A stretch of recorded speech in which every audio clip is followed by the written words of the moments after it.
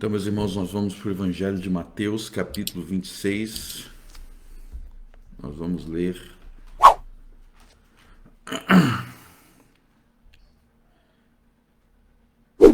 do capítulo 26, Mateus 26, do verso 30 até o 46. Evangelho de Mateus, capítulo 26, do verso 30 ao 46. Diz assim: E tendo cantado o hino, saíram para o Monte das Oliveiras. Então Jesus lhes disse: Todos vós esta noite vos escandalizareis em mim, porque está escrito: ferirei o pastor, e as ovelhas do rebanho se dispersarão. Mas depois que eu ressuscitar, irei adiante de vós para a Galiléia.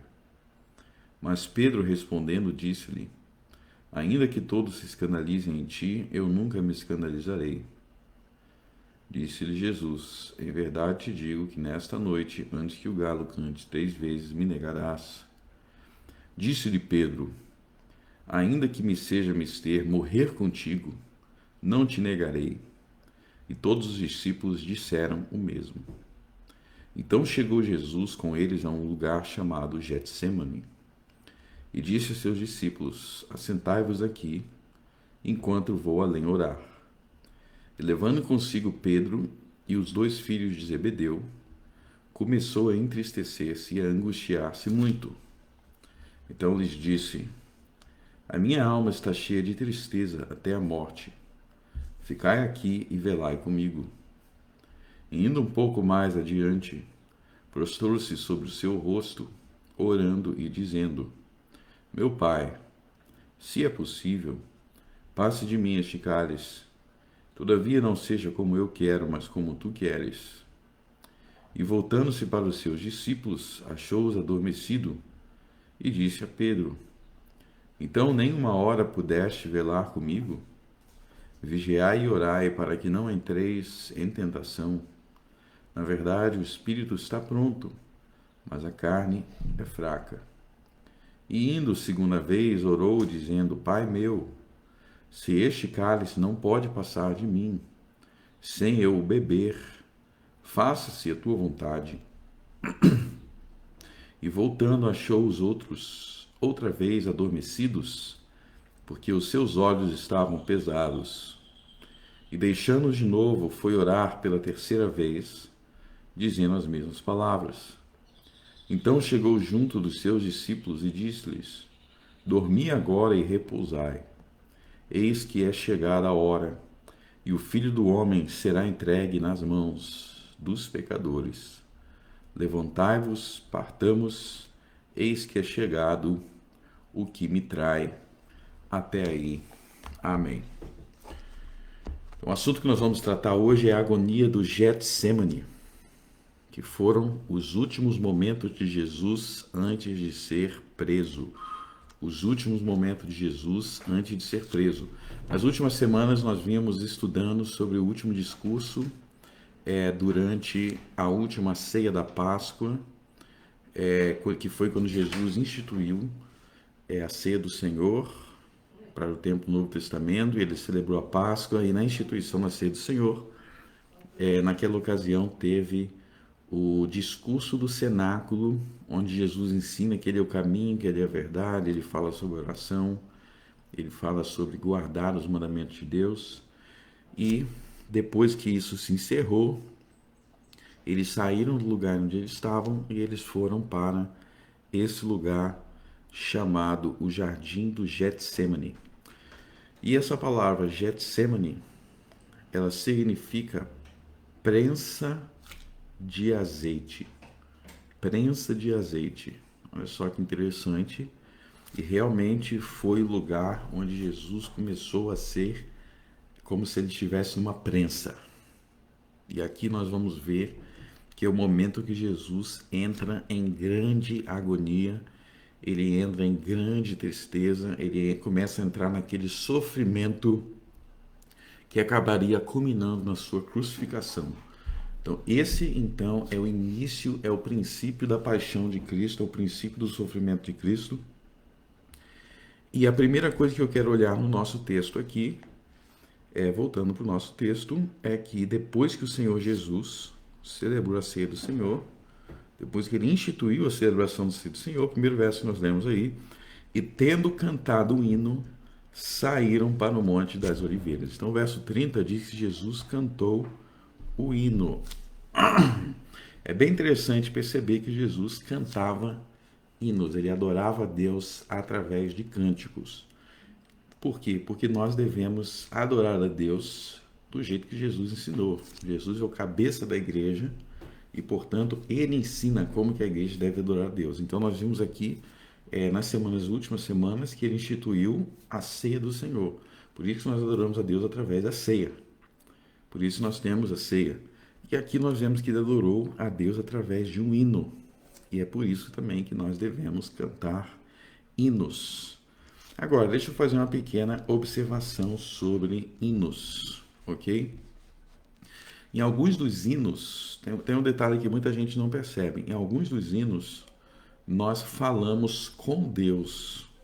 Em alguns dos hinos, nós falamos com Deus, no sentido de que nossas palavras são dirigidas a Deus, tendo como objetivo adorar a Deus, buscar a Deus, agradecer a Deus, buscar socorro nele. Então, são palavras que falamos com Deus.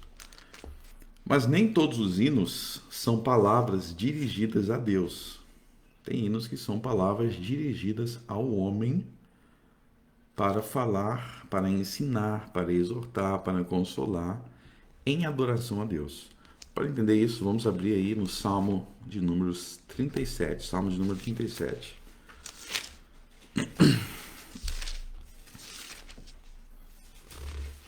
Olha, o Salmo de número 37, ele é um hino, né?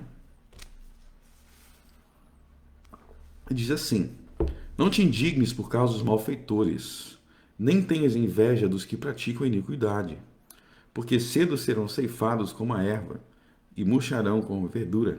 Confia no Senhor e faze o bem, habitarás na terra e verdadeiramente serás alimentado. Então, esse salmo aí, ele está falando com Deus, ou seja, as palavras são dirigidas a Deus? Não. Ele está falando com o homem. Não te indignes por causa dos malfeitores. Está falando com você. Não fique indignado por causa dos malfeitores. Verso 3. Confia no Senhor e faze o bem na terra e verdadeiramente serás alimentado. Ele está falando com o homem sobre Deus, ensinando como que o homem tem que se posicionar. Então, alguns hinos são assim, eles são palavras dirigidas ao homem. Agora, se você ler o capítulo 38, ele diz, ó Senhor, não me repreendas na tua ira, nem castigues o meu furor. Aí ele está falando com Deus, ó Senhor, não me repreendas na tua ira. Ele está falando com Deus. Então, existem dois tipos de hinos, existem dois tipos de salmos. Todos eles, o único que é adorado é Deus. Mas às vezes o salmista fala com os homens no sentido de exortar, ensinar ou consolar. E às vezes ele fala com Deus no sentido de orar a Deus e se dirigir as palavras diretamente a ele. Muita gente não percebe isso e pensa que todos os hinos são dirigidos a Deus. Todos os hinos adoram a Deus, contêm adorações a Deus, mas às vezes são adorações a Deus em discurso dirigido ao homem. Por isso que nem todo salmo é uma oração. A grande parte deles são orações, grande parte deles é falando com Deus, mas alguns deles também são ensinos ou sermões em forma de cântico. Então Jesus, ele cantava hinos, e esses hinos, como eu acabei de mostrar, volta aí no Evangelho de Mateus 26, Evangelho de Mateus, capítulo 26, verso 30, e esses hinos têm tanto o objetivo de falar com Deus, de buscar a Deus, como também tem o objetivo de ensinar. Os salmos nos ensinam muito, os salmos nos ensinam a confiar em Deus, os salmos nos ensinam a se arrepender, os salmos nos ensinam a crer, Tem salmos para todos os tipos de assunto que a Bíblia trata. Mas então, depois de cantar esse hino, Jesus ele se volta para os discípulos e dá uma advertência para todos eles. Ele diz no verso 31: Então Jesus lhes disse: Todos vós esta noite vos escandalizareis. Então ele dá uma advertência. A palavra escândalo significa pedra de tropeço. Significa todos vocês vão tropeçar. Todos vocês vão de alguma forma cair, porque o pastor será ferido e, portanto, as ovelhas se dispersarão. E nós vemos que a reação deles é que nenhum deles acredita que isso pode acontecer. Olha só o que diz no final do verso 35. E todos os discípulos disseram o mesmo. Ou seja, quando o apóstolo Pedro ele fala: Senhor, eu vou até morrer contigo. Não adianta, eu não vou te negar, Jesus. Eu não vou fazer nada disso, não vou me escandalizar. Eu vou até morrer contigo. E todos concordam. E aí são os 11 apóstolos. Os 11 apóstolos, eles concordam que não tem nada que vai acontecer, que pode acontecer, que vai afastá-los de Jesus. E é muito importante perceber essa parte aqui, essa convicção que eles têm, essa firmeza que eles têm no falar de que nada pode fazê-los se escandalizar com o que estava para acontecer. É importante perceber isso, porque isso vai nos ajudar a entender um pecado muito sério que eles vão cometer depois, que é o pecado da presunção. Mas depois de Jesus dar essa advertência, depois de Jesus dar esse alerta, é dito que Jesus chegou, né, no verso 36. Então chegou Jesus com eles a um lugar chamado Getsêmani e disse aos seus discípulos: Assentai-vos aqui enquanto eu vou além orar. Então estava aí os 11 apóstolos. E Jesus disse para os 11 apóstolos: Fiquem aqui que eu vou ali na frente orar. Porém, Jesus levou consigo, verso 37, levando consigo Pedro e os dois filhos de Zebedeu. Começou a entristecer-se e angustiar-se muito. Então lhes disse: A minha alma está cheia de tristeza até a morte. Ficai aqui e velai comigo. Então ele foi até lá com os 11 apóstolos. Judas já não estava mais aí. Porém, tem 3 apóstolos que ele leva junto para si de forma diferenciada. No verso 37, Pedro e os dois filhos de Zebedeu. Quem são os dois filhos de Zebedeu? São Tiago e João. Então, Pedro, Tiago e João. Se vocês observarem nos 4 evangelhos, tem várias situações em que Pedro, Tiago e João, eles tinham acesso e eles tinham entrada para determinadas situações que os outros não tinham. Isso acontece diversas vezes nos 4 evangelhos durante o ministério de Jesus. Ou seja, Pedro, Tiago e João, os dois filhos de Zebedeu, eles eram os 3 melhores amigos de Jesus. Eles eram os 3 melhores amigos de Jesus. Vocês podem observar isso com clareza nos 4 evangelhos. Então, para a gente entender, Jesus tinha muitos discípulos, e a palavra discípulo significa aluno, e os discípulos de Jesus eram todos os que seguiam a Jesus. E aí você tem, os evangelhos vai falar que tinha uma multidão de discípulos, ou seja, milhares de discípulos, pessoas que seguiam Jesus, uma multidão. Dentro desse grupo de discípulos, Jesus escolheu 12 apóstolos para que fossem mais próximos dele. Então havia os 12 apóstolos. Então, dentro de uma multidão de discípulos, de pessoas que seguiam Jesus, acompanhava ele, tinha 12 que eram mais próximos, que eram mais íntimos, que eram os 12 apóstolos. Então, os 12 apóstolos viviam caminhando e aprendendo com Jesus de forma mais direta, de forma mais próxima. Tanto, por exemplo, que na ceia da Páscoa, na instituição da ceia do Senhor, não havia a multidão de discípulos, havia somente os 12 apóstolos. Porém, desse grupo de 12 apóstolos, havia 3 que eram ainda mais íntimos de Jesus, ainda mais achegados de Jesus, do que os outros 12, que eram Pedro, Tiago e João. Eram os 3 melhores amigos de Jesus. Todos os 12 eram amigos de Jesus, eram íntimos, mas esses 3 eram especialmente íntimos. Tem várias situações do Evangelho em que só os três fazem parte. Por exemplo, tem uma ocasião, não precisa abrir, mas em que Jesus vai ressuscitar uma menina. Tem uma menina, filha de um principal da sinagoga, em Marcos 5, isso, que Jesus vai ressuscitá-la, e ela tinha morrido, e no momento que Jesus vai lá para orar, ou para dar ordem para a menina ressuscitar, e a menina ressuscita, Jesus leva somente três pessoas: Pedro, Tiago e João. Ou seja, aquela ressurreição de Jesus, só os três estavam presentes. É na hora que Jesus foi lá para dar ordem para ela viver.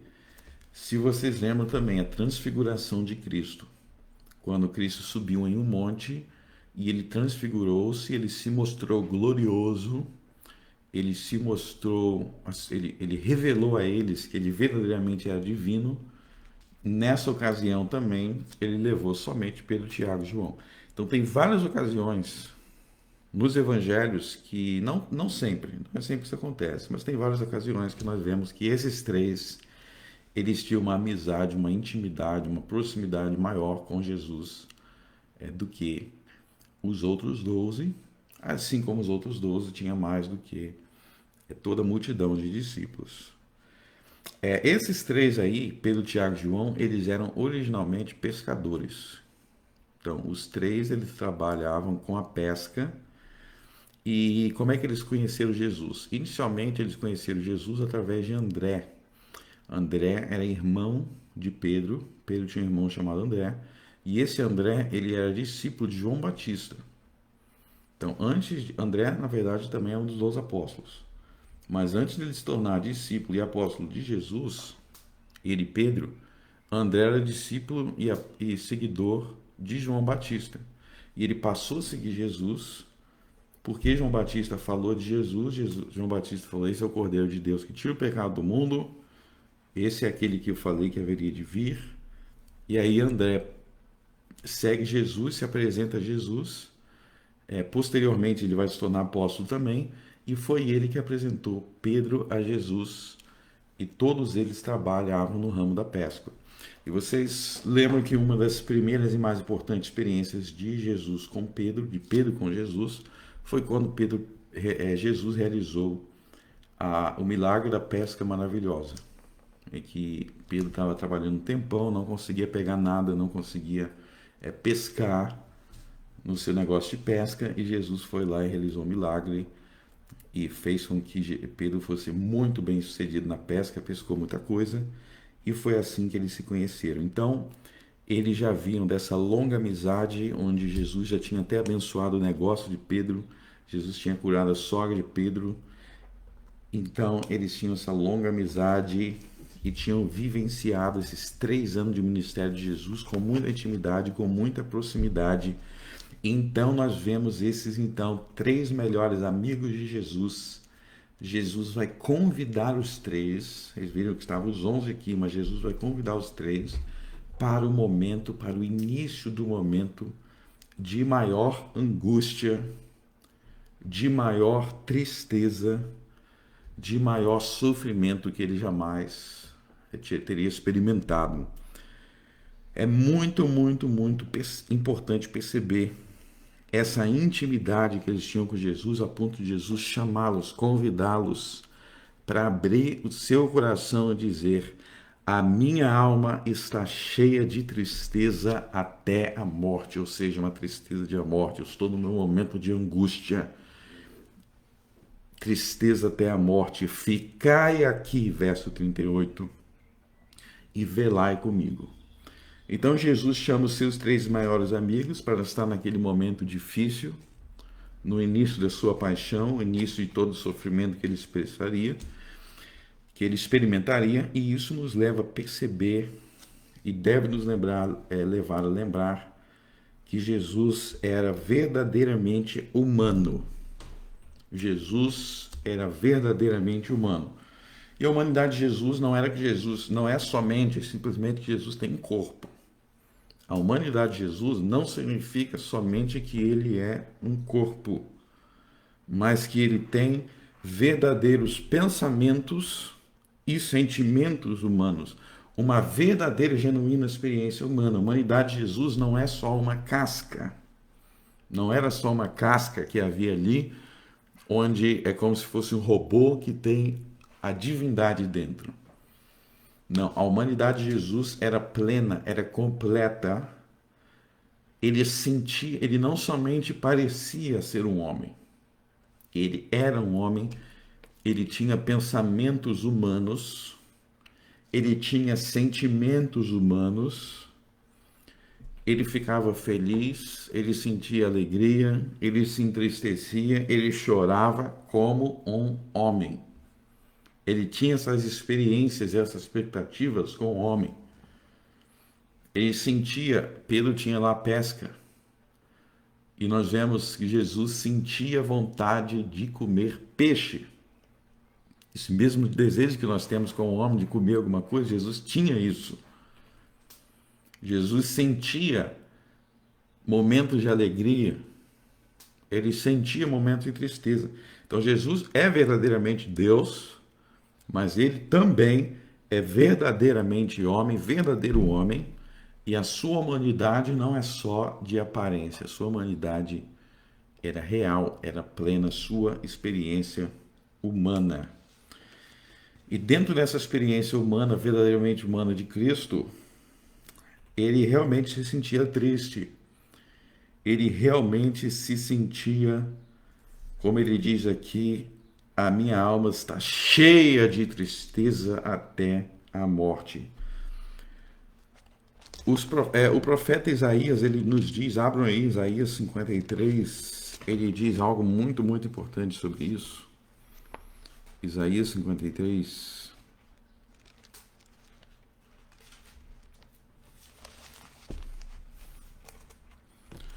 Olha só o que diz sobre Jesus. No verso 3, Isaías 53, verso 3. Era desprezado, o mais rejeitado entre os homens, homem de dores e experimentado nos sofrimentos. E como um de quem os homens escondiam o rosto, era desprezado e não fizemos dele caso algum.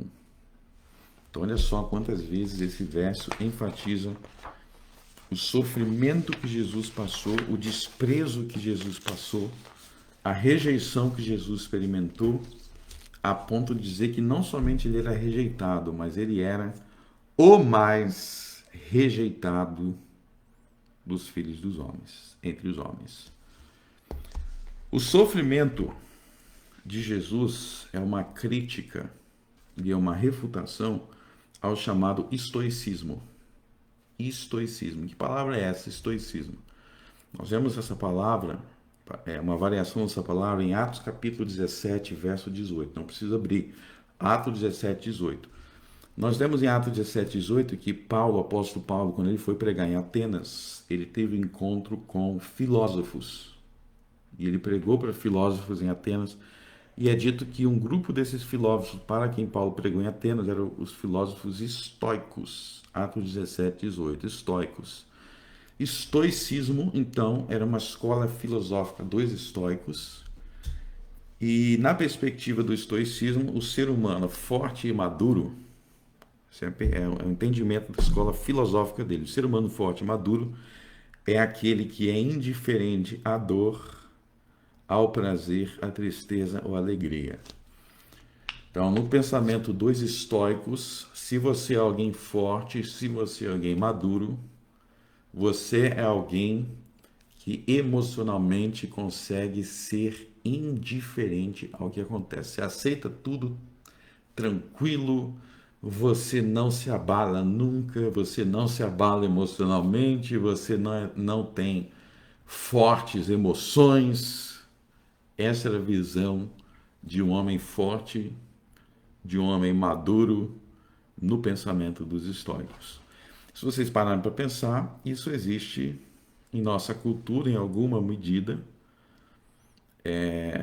esse pensamento. Por exemplo, na cultura brasileira é muito comum, se alguém te ofende e se alguém te calunia, é considerado virtuoso que você não se preocupe, não se importe e nem mesmo procure se defender. A cultura brasileira é assim. Se você é caluniado, ou se alguém falar alguma coisa com você, como é que é o ditado que a gente tem no Brasil? O que vem de baixo não me atinge.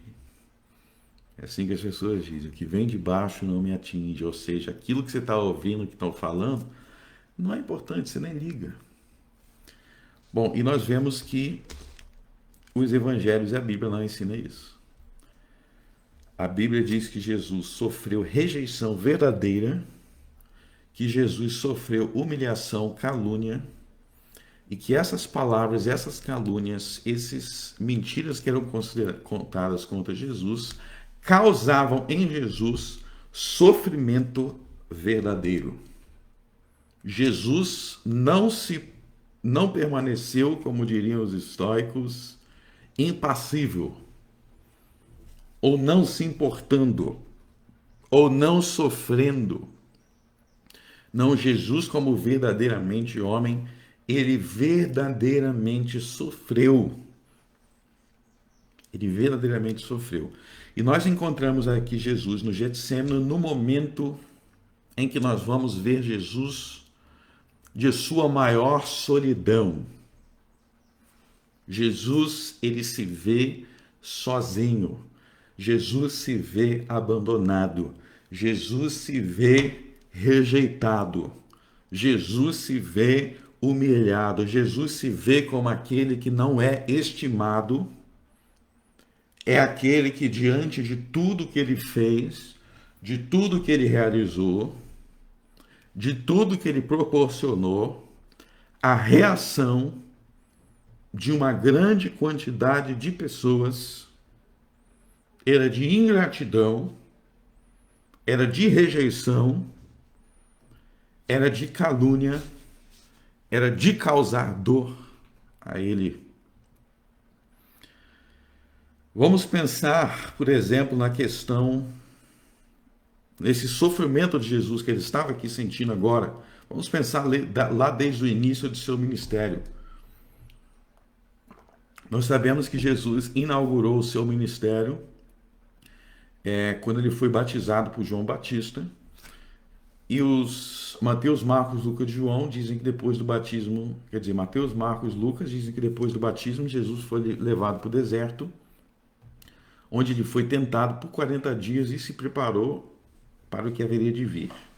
Tentado pelo diabo por 40 dias no deserto.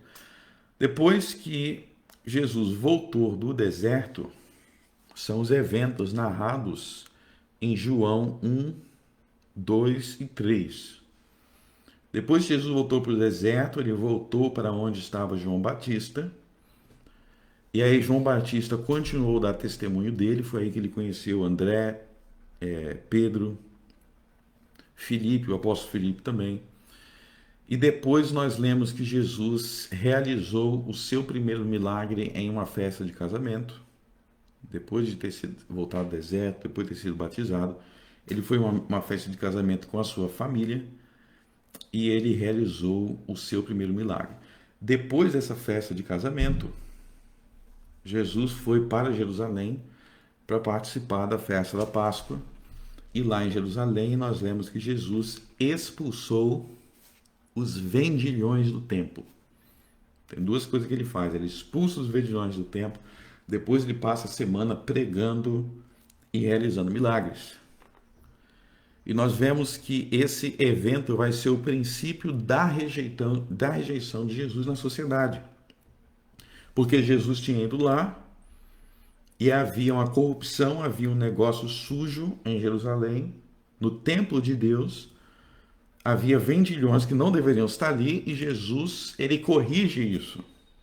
Ele confronta isso, mas os líderes religiosos não gostaram do assunto, não gostaram do que Jesus fez, e mesmo Jesus realizando muitos milagres ali, ele começa a ser alguém de quem os líderes religiosos passavam a ter vergonha ou tinham receio de se associar.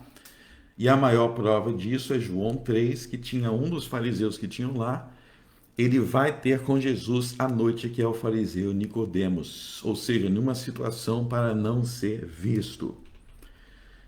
E nós vamos ver esse padrão recorrente nos 4 evangelhos por todo o ministério de Jesus.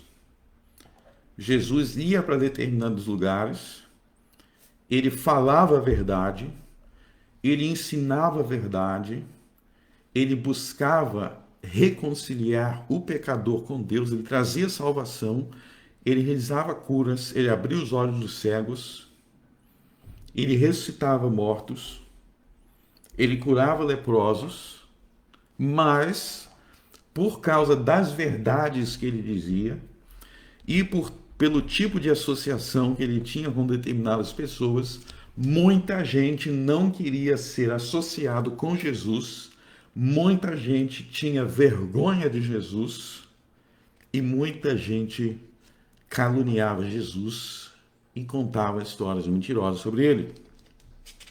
Então, só para a gente ter um exemplo, teve uma ocasião que um fariseu, vocês podem ler sobre isso em Lucas 7, não precisa abrir agora, mas teve um fariseu que convidou Jesus para comer, para jantar na casa dele.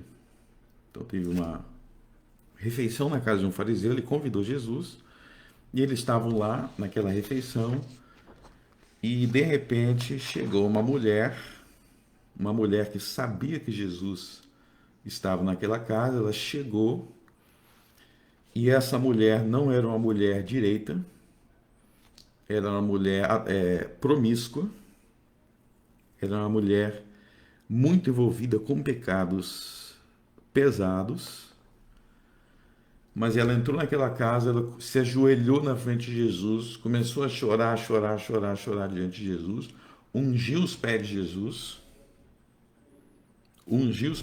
começou a adorar Jesus e a ungir seus pés. E aí o fariseu pergunta para Jesus: você não sabe que tipo de mulher ela é? Você não sabe que ela é uma mulher da vida?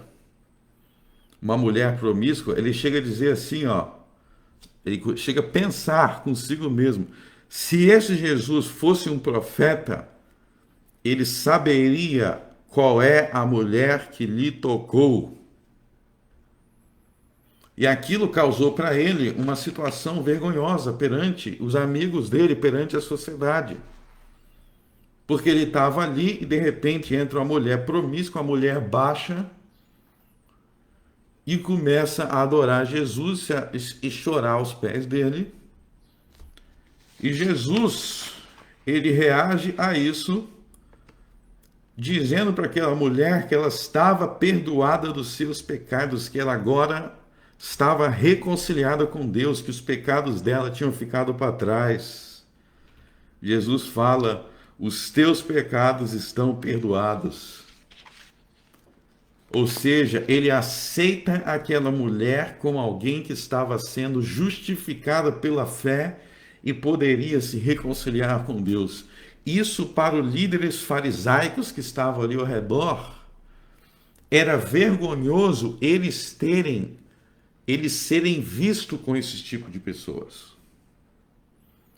Então, Jesus vai entrar em choque com os líderes religiosos da época, porque o foco de Jesus é trazer a salvação para as pessoas, independentemente de como que essas pessoas seriam vistas pela sociedade. Jesus não estava preocupado com o mesmo tipo de preocupação com os fariseus. Ele estava preocupado que essas pessoas seriam salvas, que elas teriam encontro com ele e que elas seriam reconciliadas com Deus. Essa era a preocupação de Jesus. Como na outra ocasião em que tinha Zaqueu, um cobrador de impostos muito corrupto,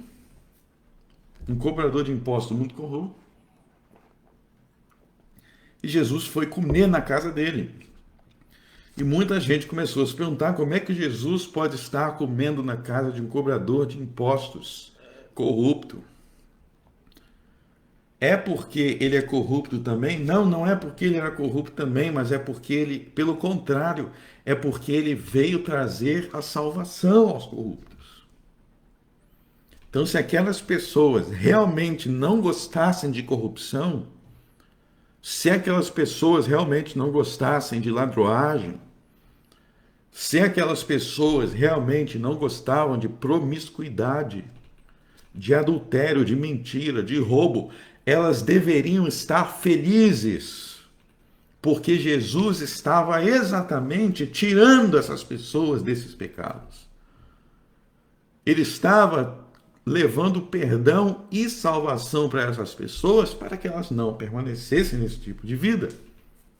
Então nós deveríamos estar felizes. Mas como é que esses líderes religiosos, os fariseus, como é que eles reagiam? Eles começavam a disseminar calúnias e mentiras sobre Jesus, dizendo que Jesus é amigo, era um bebum, um beberrão, amigo dos publicanos e dos pecadores.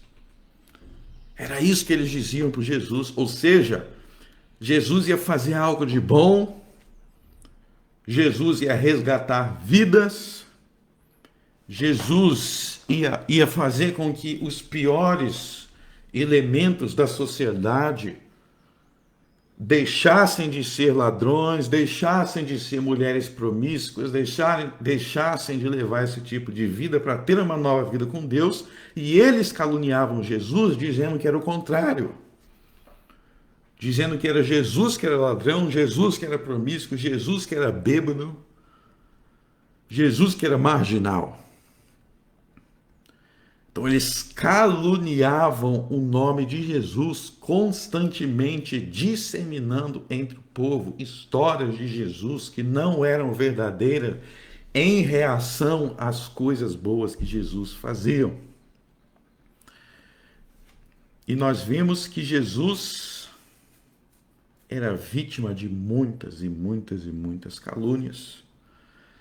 No dia de hoje, nos tempos de hoje, muitas vezes as pessoas tratam o ser caluniado como algo com o qual você não deve se preocupar. Ou ser vítima de fofoca não esquenta a cabeça. Se você estiver preocupado demais, está errado.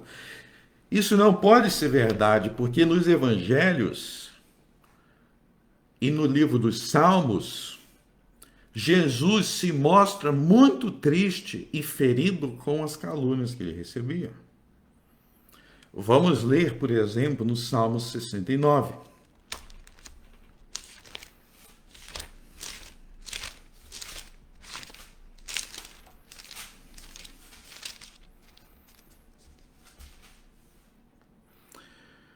No Salmo 69,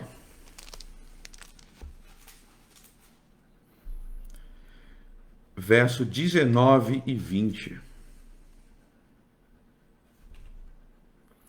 Bem tens conhecido de Jesus a minha afronta e a minha vergonha e a minha confusão. Diante de ti estão todos os meus adversários.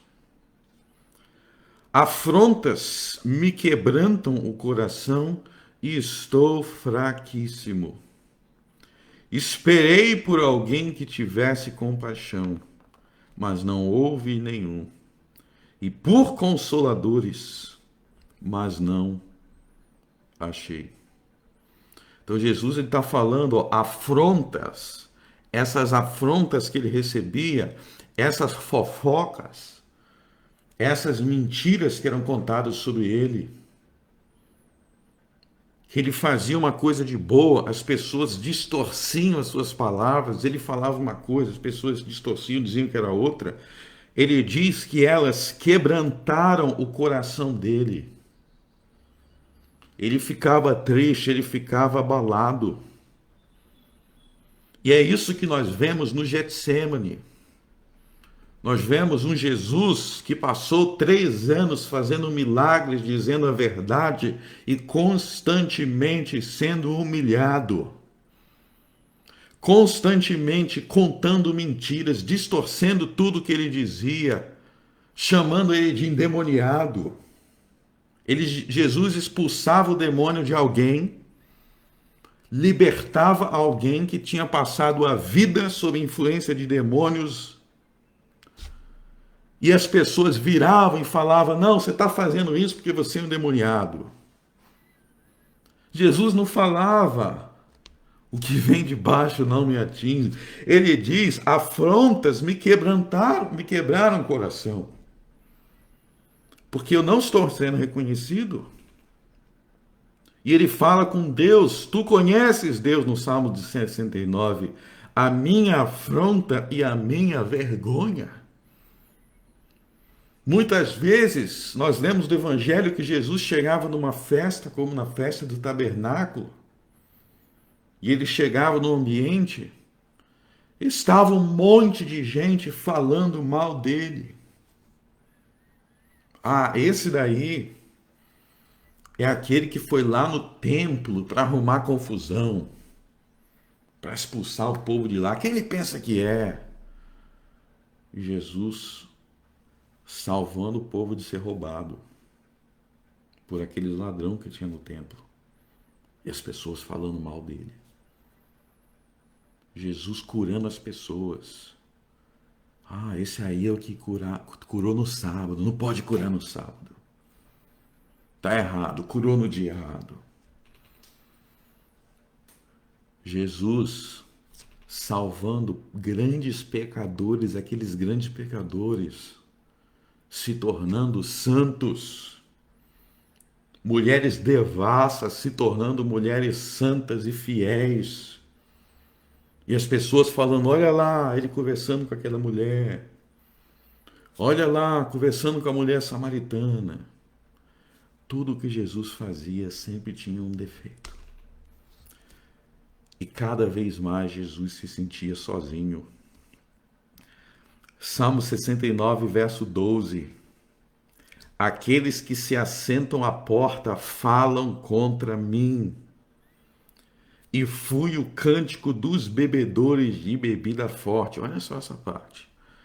Fui o cântico dos bebedores de bebida forte. O que ele quer dizer com isso? Ele está falando que os bebuns, os bêbados, cantavam musiquinhas para zombar dele. Jesus passava, tinha bêbado zombando de Jesus, cantando músicas para zombar dele. Lembra do que disseram para Jesus quando Jesus estava na cruz? Salva-te a ti mesmo, Marcos 15, 30, 31. Salva-te a ti mesmo, descendo da cruz. De igual modo, os principais sacerdotes com os escribas, escarnecendo entre si, diziam: salvou os outros e a si mesmo não pode salvar. Então, olha todos os milagres que Jesus realizou em Israel, para no final as pessoas zombarem disso. E reagir: ah, você não salvou os outros, não curou, então cura-te a ti mesmo. Foi assim que Jesus foi recebido em Israel. Mas olha só como é que a coisa é séria. Se a gente olhar no Salmo 69, vocês estão aí ainda, dos versos 7 a 8, ele diz assim, ó: porque por amor de ti tenho suportado afrontas, a confusão cobriu o meu rosto, tenho me tornado um estranho para com meus irmãos e um desconhecido para com os filhos de minha mãe. Ou seja, ele está mostrando que o sofrimento que ele passou, a afronta que ele passou, não foi somente de pessoas desconhecidas, de quem ele não sabia quem era. Ele diz: tenho me tornado um estranho para com meus irmãos, um desconhecido para com os filhos de minha mãe. Nem mesmo os irmãos de Jesus estavam tratando Jesus como ele deveria ser tratado. É interessante que esse verso aqui fala filhos de minha mãe, porque existem alguns que entendem que os irmãos de Jesus não eram filhos de Maria. Mas aqui, no Salmo 69, que fala profeticamente de Jesus, nós vemos que os irmãos de Jesus eram filhos de Maria. Eles se referem a ele como filho de minha mãe. E nós vemos isso no Evangelho de João, podem abrir aí em João capítulo 7.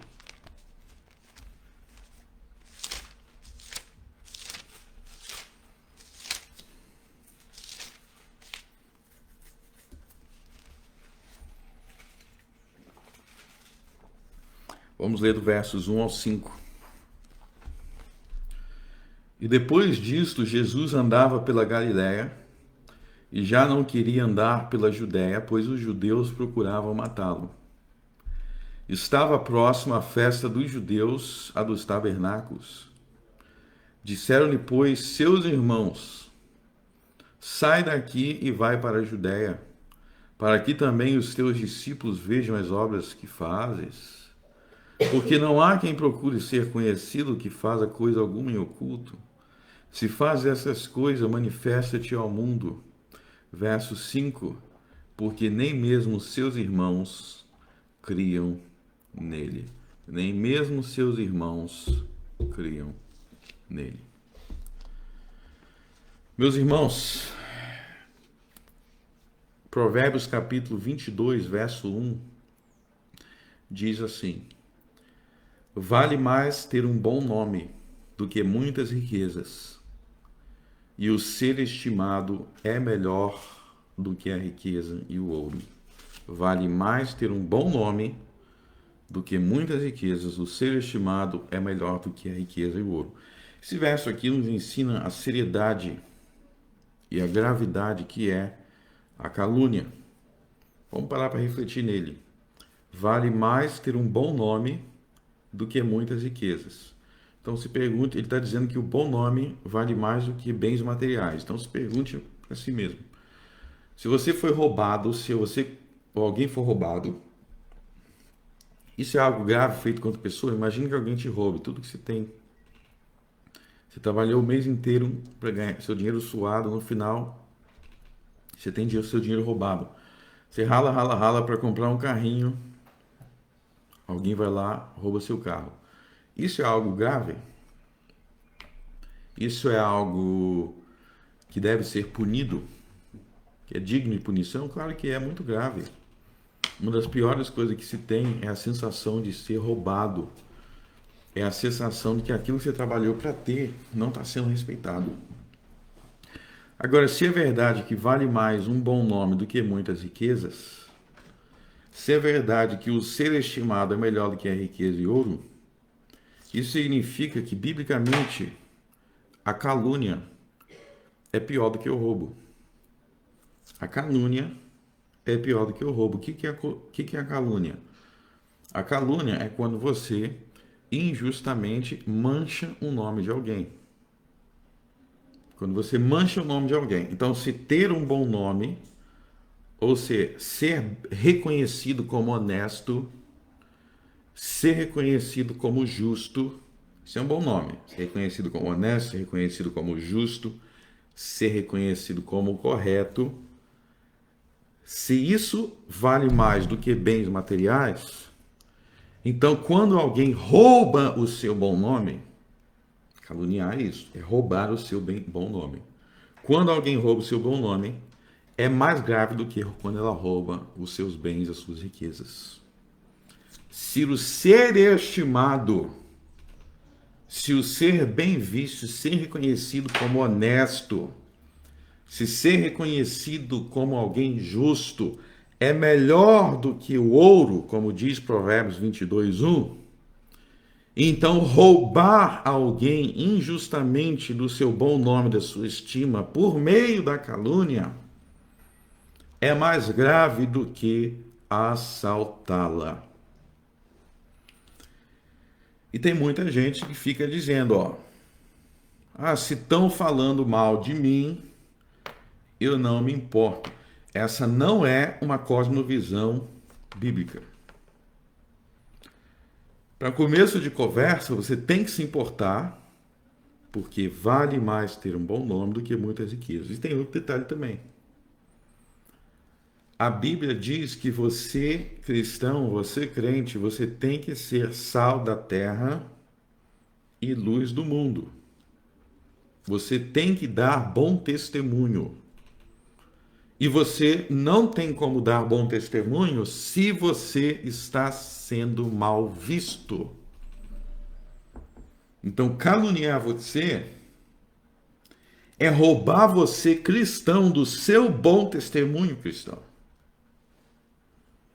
É fazer com que as pessoas te vejam de um jeito que você não é. Isso tem implicações até para o reino de Deus, porque atrapalha o seu testemunho. Eu não me importo o que falam de mim. Então, leia o livro de Provérbios, passe a se importar. Leia o que Jesus dizia sobre ser caluniado e passe a se importar como Jesus se importava. Provérbios 11:16 diz que a mulher graciosa guarda a honra como os violentos guardam as riquezas. A mulher graciosa guarda a honra como os violentos guardam as riquezas. Então, se nós nos preocupamos em ser assaltado com nossos bens materiais, mas não nos preocupamos em guardar a nossa honra, nós temos valores invertidos, porque vale mais ter um bom nome do que muitas riquezas. E como é que isso, de forma prática, foi tão destrutivo contra Jesus? Bom, ele foi conduzido à crucificação por causa disso. Por que Jesus chegou ao ponto de haver uma multidão pedindo para Jesus ser crucificado? A multidão pediu para Jesus ser crucificado pela grande quantidade de calúnias que havia sido lançado contra ele, ao ponto do povo ter esse tipo de opinião sobre ele. Então, o bom nome, ele estabelece como que as pessoas vão se relacionar com você. E chegou ao ponto das pessoas pedirem para soltar um homicida Barrabás, um salteador. Por que a multidão estava pensando assim? Porque Jesus foi assaltado de seu bom nome. O bom nome de Jesus, a estima que Jesus deveria ter por tudo o que ele fez, foi jogado na lama ao ponto das pessoas entenderem que ele deveria ser crucificado. E por isso, muitos não creram em Jesus. As calúnias que Jesus sofreu levou muitas pessoas a rejeitar Jesus. Diminuiu, em muitos casos, o impacto do que Jesus dizia. Enquanto Jesus estava dizendo a verdade, muitos nem sequer queriam ouvir, porque já tinham ouvido um monte de calúnias sobre ele. Um monte de mentiras sobre ele, não queriam mais ouvi-lo e pediram para ele ser confessado. Se é tudo isso que vocês estão falando, você é um endemoniado. Se ele vive andando com bandido. Se ele está querendo arrumar confusão entre nós e Roma. Se ele vive andando com mulher promíscua. Se ele é um bêbado, amigo dos ladrões, então crucifica. Vale mais ter um bom nome do que muitas riquezas, e o ser estimado é melhor do que a riqueza e o ouro. Infelizmente, Jesus foi caluniado pelos líderes religiosos da época. Ele foi caluniado pelos seus familiares, nós vimos seus irmãos. E aí nós vemos algo muito grave no Salmo 69, verso 20. Vamos ler novamente. Salmo 69, verso 20. Ele diz que diante dessas calúnias, diante dessa afronta, em que por onde Jesus andava tinha gente falando mal dele, porque não gostava de ouvir verdades, ele diz: esperei por alguém que tivesse compaixão, mas não houve nenhum, e por consoladores, mas não os achei. Então vamos voltar lá para Mateus 26 e vamos ver que é exatamente isso que estava acontecendo. Jesus reuniu nesse momento de solidão, nesse momento em que Jesus começa a sentir o peso de toda a rejeição, nesse momento em que as calúnias contra Jesus vão conduzi-lo à morte, nesse momento em que todos os pensamentos de ódio contra Jesus vão se concretizar, o mais rejeitado entre os homens, ele começa a sentir isso, até um dos seus apóstolos já tinha saído para traí-lo. Jesus reúne os seus melhores amigos, os seus 3 melhores amigos. Ele abre o coração para esses 3 melhores amigos. Mateus 26, verso 38. A minha alma está cheia de tristeza até a morte. Olha só, Jesus abrindo seu coração, falando o que ele está sentindo. A minha alma está cheia de tristeza até a morte. E aí nós podemos pensar e refletir nas lembranças de Jesus, de tudo que ele tinha passado. Quantos pecadores que ele salvou, e as pessoas não queriam falar com Jesus porque ele tinha falado com tal pessoa. As lembranças de seus irmãos o rejeitando. As lembranças de quando ele chegou numa cidade e expulsou os demônios daquela cidade, e em vez daquela cidade ficar alegre porque eles estavam se vendo livres de demônios, eles expulsaram Jesus e falaram: não, você lançou os demônios nos porcos, então sai daqui. Os cegos que Jesus curou, e as pessoas diziam: não está certo porque você está curando no sábado. As pregações de Jesus, em que ele pregava a Escritura com clareza, onde ele explicava tudo com clareza, e as pessoas, em vez de responder com gratidão, nós não queremos ouvir esse ensino. Nós não queremos nos arrepender. Nós não queremos crer. Aí ele diz no Salmo 69, esperei por alguém que tivesse compaixão, mas não houve nenhum. E por consoladores, mas não os achei. Ele reuniu aqui os seus 3 melhores amigos. Seus 3 melhores amigos. E o que eles fizeram naquele momento, naquela hora de sofrimento em que Jesus disse: ficai aqui e velai comigo. Jesus voltava e eles estavam dormindo. Eles estavam dormindo. O grande pecado aí dos discípulos é o pecado, em primeiro lugar, da indiferença com Jesus. Jesus estava no seu pior momento. Procurei consoladores. Ele chamou os seus 3 melhores amigos, mas eles preferiram dormir. Meus irmãos, esse é um pecado com que nós devemos nos acautelar também, o pecado da indiferença.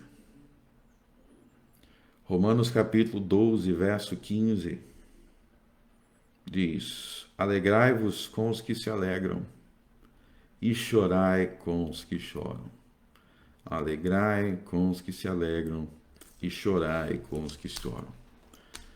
A Bíblia ensina que Deus é soberano sobre todas as coisas. Mas existe uma maneira com que muitos deturpam e distorcem a doutrina da soberania de Deus. É quando a doutrina da soberania de Deus nos leva a sermos indiferentes com a dor de nosso próximo. Ah, você está sofrendo. Não se preocupa. Não pode chorar. Não pode se entristecer. Se você está sentindo triste é porque você não tem fé. Se você está chorando é porque você não tem fé. Meus irmãos, não sejam como os amigos de Jó. Vocês lembram o que Jó respondeu para os amigos dele? Muito verdadeiro o que ele respondeu. Jó capítulo 13, verso 4 e 5. Jó diz o seguinte: vós, porém, sois inventores de mentira, e vós todos médicos que não valem nada, ó, médicos que não valem nada.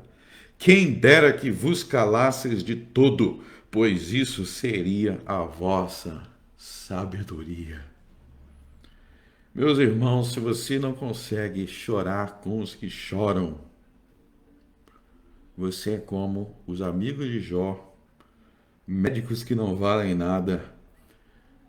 Mais sábio seria se ficassem calados. É como aqueles que Jesus falou: busquei consoladores, mas não encontrei. Seus 3 melhores amigos preferiram dormir. Isso acontece muito quando tem uma tragédia, tanto quando tem uma tragédia mundial, quanto quando tem uma tragédia individual. Se tem uma tragédia mundial ou nacional, uma coisa que abrange a sociedade, muita gente perdeu a capacidade de se lamentar, perdeu a capacidade de chorar. Tudo consegue racionalizar aquilo para que não seja motivo de que ninguém deve estar chorando, ninguém deve estar entristecendo. E individual também. Nós nos informamos pouco sobre a dor de nosso próximo. E quando o nosso próximo, como Jesus, abre o seu coração para falar da nossa dor, da sua dor, muitas vezes nós reagimos fazendo pouco caso. Você não poderia estar se entristecendo. Ah, você está preocupado com o que estão falando de você? Como que eu não vou estar preocupado se meu testemunho baseia-se nisso? No que estão falando de mim? Então, essa inversão de valores, onde os bens materiais valem mais do que o bom nome, essa inversão de valores do estoico, do homem estoico que não sente nada, que não se importa, é o que conduziu o assassinato de Jesus. Então, os discípulos, eles se mostram diferentes ao que Jesus tinha acabado de falar. E tem mais. Eles se mostram presunçosos.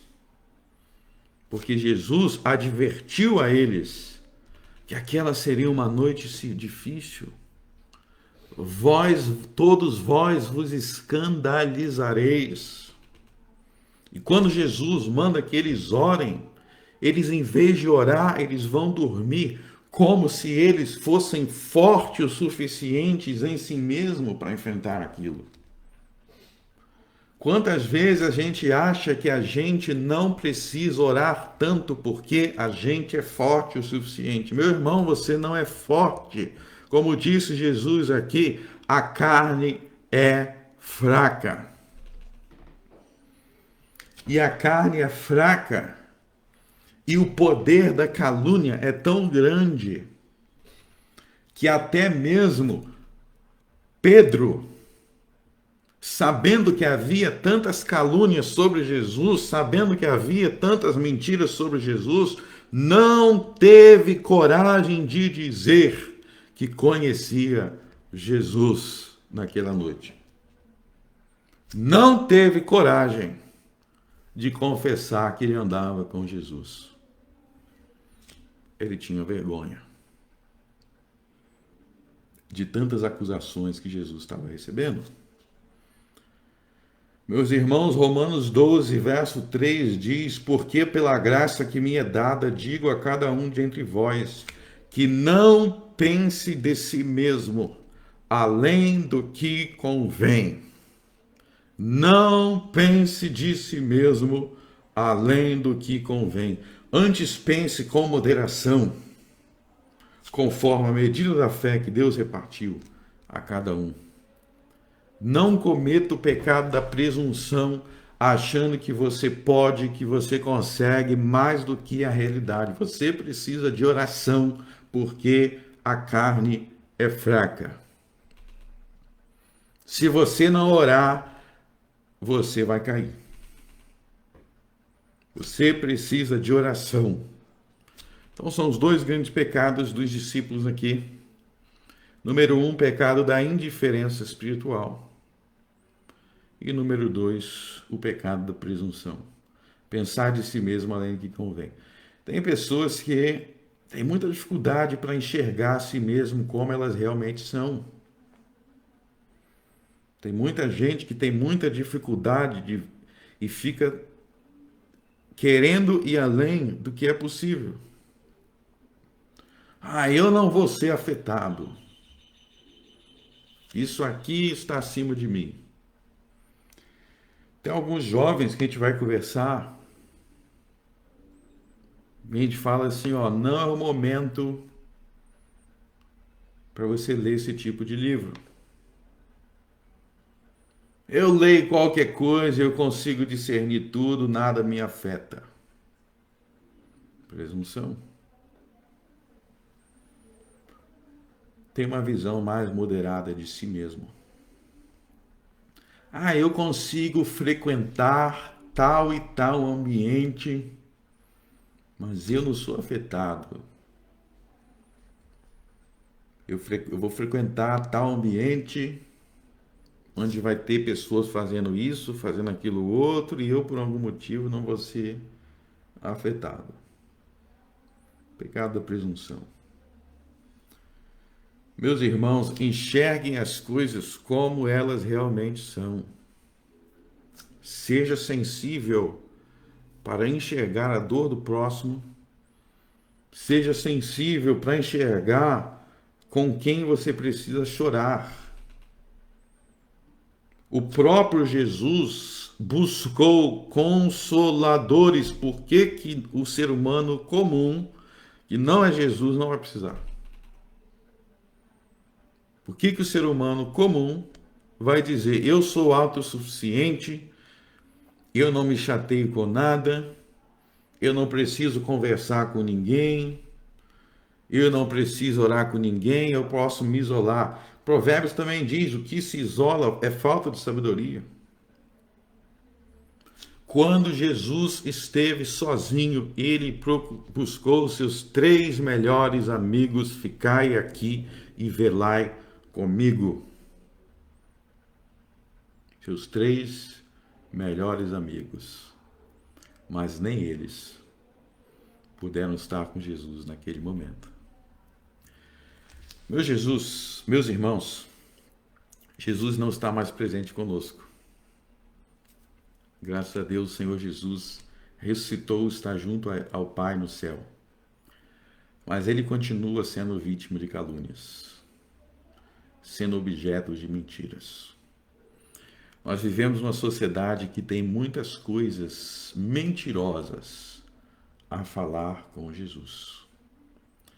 E ele disse, se alguém me confessar diante dos homens, eu confessarei diante do meu Pai que está nos céus. Mas se alguém me negar diante dos homens, continua sendo verdadeiro hoje. Se alguém tiver vergonha de Jesus, se alguém diante das mentiras e das calúnias contra os princípios de Jesus, contra a pessoa de Jesus, contra o ensino de Jesus, não tiver coragem de se assumir como discípulo de Jesus diante de uma geração incrédula e defender Jesus, essa pessoa não é digna de entrar no reino dos céus. Meus irmãos, Jesus foi muito caluniado. Jesus foi muito humilhado. E ele nos conta essa experiência de solidão que ele passou no livro dos Salmos, nessa passagem do Getsêmani. Não sejam, meus irmãos, participantes com aqueles que causaram tamanho sofrimento para o nosso Senhor. Não sejam, meus irmãos, participantes com o tipo de pessoa que fez o Senhor Jesus sofrer tanto naquele jardim do Getsêmani, a ponto que ele suava sangue de tanta tristeza. Não sejam indiferentes, não sejam presunçosos, tenham coragem de defender a verdade, mesmo quando existe uma conspiração contra ela por uma rede de mentiras e de calúnias. Não participem, meus irmãos, com os caluniadores do nosso Senhor e nem com qualquer tipo de calúnia. Porque o sofrimento do Senhor Jesus foi causado por tudo isso. Vamos orar. Senhor nosso Deus, graças te damos pelo teu Filho amado, que nos amou tanto a ponto de estar disposto a sofrer todas essas coisas por nós, que nos amou tanto e amou a ti tanto, que sofreu todas essas calúnias e toda essa solidão para nos salvar. Ó Jesus Cristo, graças te damos. Tu és o companheiro daqueles que, em nome da verdade, pela verdade, sofrem todas as coisas. Ó Jesus, te agradecemos. No teu nome oramos. Amém.